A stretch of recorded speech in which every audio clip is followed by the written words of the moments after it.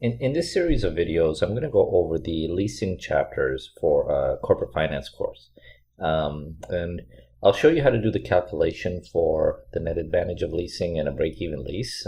It can take a bit of time. It's not a complicated calculation, but it just has a lot of moving parts. But before we do that, let's go over what a lease is and what the net advantage of leasing is calculating. Okay, so the first thing is I'm going to look at a scenario where a company is deciding to do a project. Okay, so the project could be a new division, or it could be purchasing a machine or a fleet of vehicles. And then there's two decisions that you would make in this. You do an NPV analysis.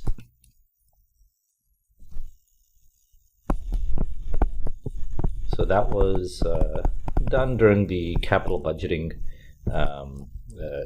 videos that we went through. So in this scenario, you're doing a net present value analysis, and it's going to determine whether you will proceed or not. Okay, so it's either going to be a yes or a no. If it's a no, that's the end of the whole decision. If it's a yes, the next question is, do you finance, or do you take a loan? Or do you lease? Okay. And in this scenario, we will be doing an NAL analysis, which is very similar to net present value analysis. Okay, so in this scenario, you could end up with the decision that you take a loan and you buy the asset, or you can end up with the decision that it makes more sense to lease, and that really is a financial decision. Okay, so if I was breaking the two down, I'm going to say that this decision here is a business investment decision, and this decision here is a financing decision.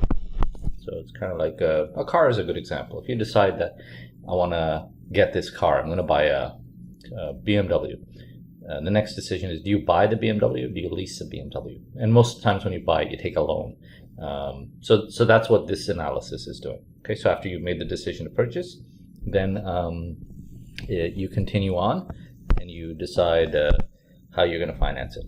Okay, now the next thing is, I'll just go over the concepts. You're going to have the term, the lessee and the lessor.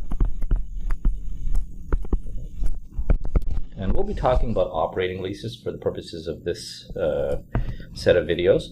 The lessor will retain ownership of the asset, so they own the asset. Okay, and the lessee, I guess, is using the asset. So in a way, it's kind of like you're renting it. Okay, so what you are getting here is a payment of cash. And this is all going to be done during the term of the lease. And that could be a 3-year lease or a 5-year lease. And at the end, the lessor gets the asset back. So very similar to a car lease. Now, what happens to the cash flows? So what's important here is, let's go through from each perspective. So from the lessee, flow, lessee, and then there's the lessor. Okay, so the first thing is the initial cost. And I'm going to do everything from the perspective of the person leasing, or the lessee. So the initial cost of your car, if you're the lessee, you don't have to pay it, because you're just going to, when you go to lease a BMW, you just make the payments. You don't make the initial full value of the car. So essentially, this is a savings. Okay. So it's kind of counterintuitive, but because you're not getting money coming in, but essentially it's stopping money from going out. So you are saving the initial cost. So this is a positive. Next is the payments.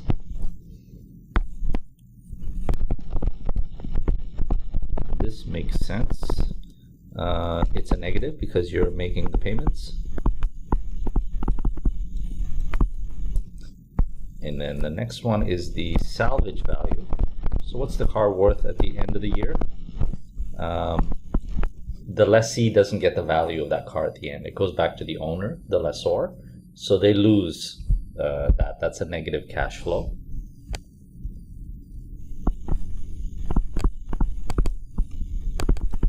Okay, so you don't get to sell the car at the end of the lease. You just give it back. The person who gets to sell it, if that car was worth $10,000, then they get the $10,000. And the last one is the Cca Tax Savings. And this is a scenario where you get to write off the car. Okay, but who's writing off the car? It's not going to be the lessee. They don't own the car. Whoever owns the car can write it off.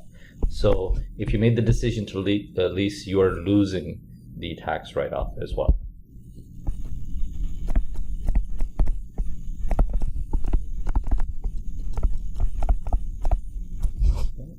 And then if you add all of these up, that will give you the NAL of leasing. So we'll do an example of that in a bit. And basically, like a NPV analysis, if this is positive, then you would lease the asset. Okay, so that's the rationale. And the one other thing to keep in mind is, let me shrink this down a bit.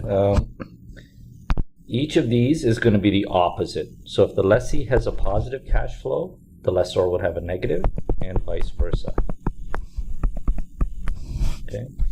So this is also, I should write here,